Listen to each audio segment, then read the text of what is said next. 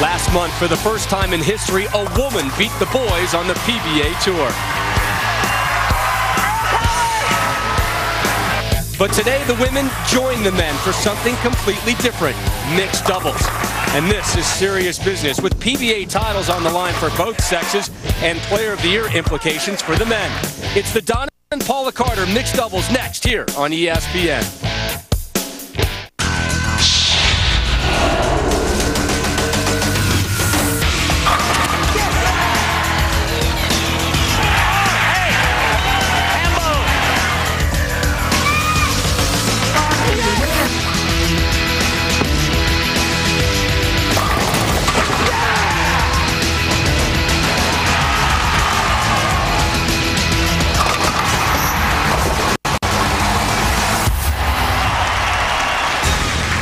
We are just outside of Denver in snowy Wheat Ridge, Colorado for a tournament that honors the first couple of bowling. Six-time Player of the Year, Don Carter, and two-time U.S. Women's Open champion, Paula Carter. So it's fitting that we have a mixed doubles event for you this week. Hall of Famer Brian Boss, Deandra Asbeatty are your 5 seeds. They'll open up the show versus reigning PBA World Champion Tom Smallwood and his partner, Jody Wessner. The all-lefty team of Shannon Pluhowski and Rhino Page are your 3 seeds. Reigning PBA Player of the Year Wes Malott and Shannon O'Keefe comprise the second-seeded team, and on top of them all, it's Jason Belmonte and Michelle Feldman.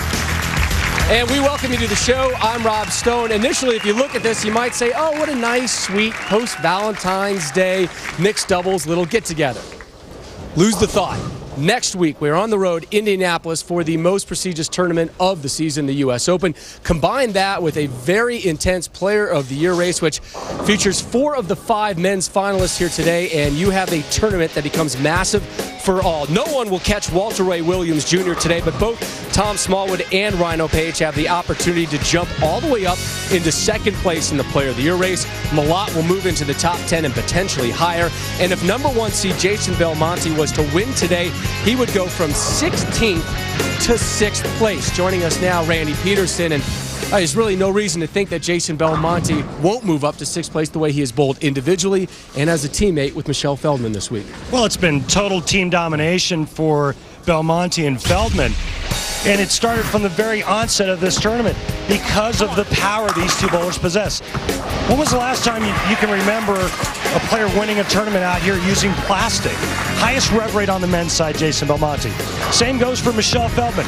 Nobody can open up the lane on the women's side like Michelle Feldman. The high rev rate means a lot of curve, a lot of power, and that was very conducive this week to throwing a lot of strikes. And that's why this team led this tournament by 386 pins. And we have labeled them Team Rev Rate as we take a look at the rules and how the teams got here today. Yeah, it's a very unique format. Pairings were based on qualifying positions.